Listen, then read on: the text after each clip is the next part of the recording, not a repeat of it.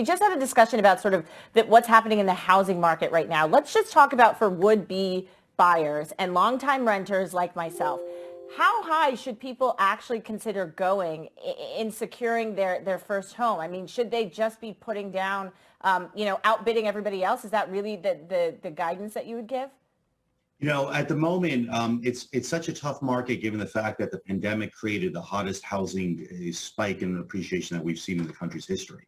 So now you're looking at it that, and also keep in mind that lending standards have been rather conservative during this boom, as opposed to the prior boom that we experienced 14 years ago in 2008. So the issue now is not only, do you have to qualify for a loan, which is feasible. However, it's required that you put down a higher down payment than you may have in previous cycles. So now you have a higher down payment requirement along with the spike in appreciation, which requires a tremendous amount more of liquidity for most people, which is where the first-time home buyer demographic and, quite frankly, the middle-class buyer demographic are suffering at the moment, because that requirement is onerous for most would-be home buyers. And that's why you're seeing the rental market skyrocket, because unfortunately, the ripple effect of this is that people are forced to remain renters, and they're not able to achieve this dream of buying a home.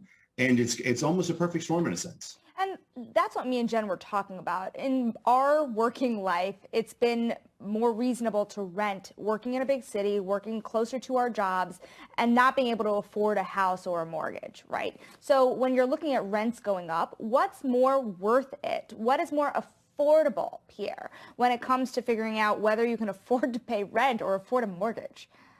Well, if you have the ability, if you have the down payment to put down, now I would still say now's a good time to buy, even with prices being where they are. We're all sitting here and we're all up in arms. Interest rate, the 30-year fixed interest rate just exceeded 5%. How could this be? The sky's falling. Oh my God. If you remember, 10, 12 years ago, we hovered at 7% interest rate all day. We're still historically at a rather low level, albeit we got spoiled the last, several years with rates being in the 2 to 3% range.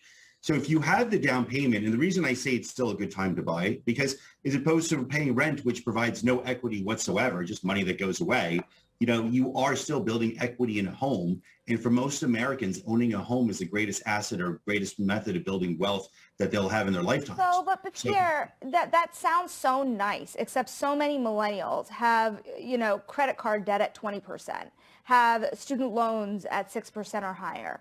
So how then do they afford a mortgage on top of all of that? Well, I mean, you have to price it out. What's the comparison between the monthly mortgage sum and the monthly rental sum? You described rents going up, 20% in certain markets, and they've gone up more than that in other markets in the country. So is the rental sum, what's the difference between the rental sum and the mortgage payment? I think that's really how you have to analyze it. And also, too, again, I'm focusing on the down payment because, 10 to 20% down is a substantial amount of money when you're talking, your average home prices fluctuating between $350,000 and $400,000. Pierre, do you see private equity firms, Wall Street firms sort of helping or hurting the situation? Because they're sort of tipping the scales on both sides. What are you noticing? I think that's a great point, and I think that's something that's not talked about nearly enough in society right now. You're having Goldman Sachs and Blackstones of the world buying up thousands upon thousands of single-family homes. And I think it's actually, disastrous for the housing market, and it creates a huge barrier of entry for first-time home buyers.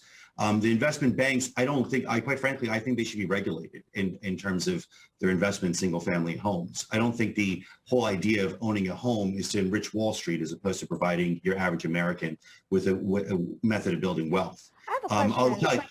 Sorry, go. Is the government going to have to step in here, given that the favors are tilted to the people who are wealthy, are able to sell their homes and then buy new ones, or Wall Street that's able to, you're seeing private equity firms pay billions of dollars in cash in cash. And so they don't need to pay for their interest rate on any debt, right? They have the cash to just do it.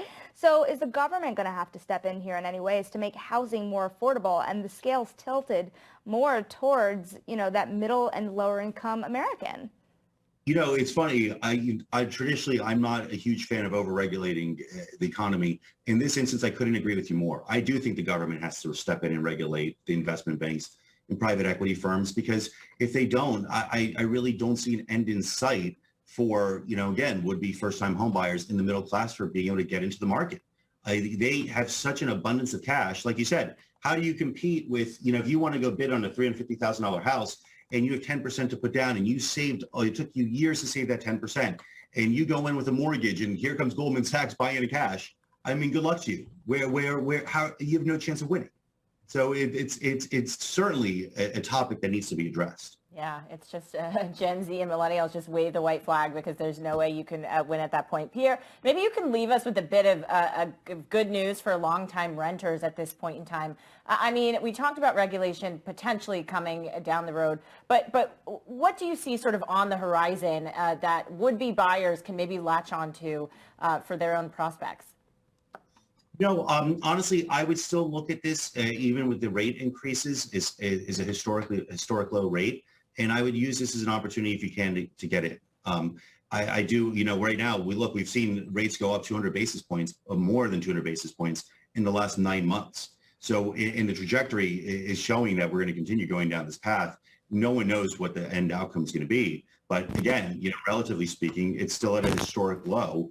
And if you have the ability to capitalize on the opportunity, I would recommend doing so.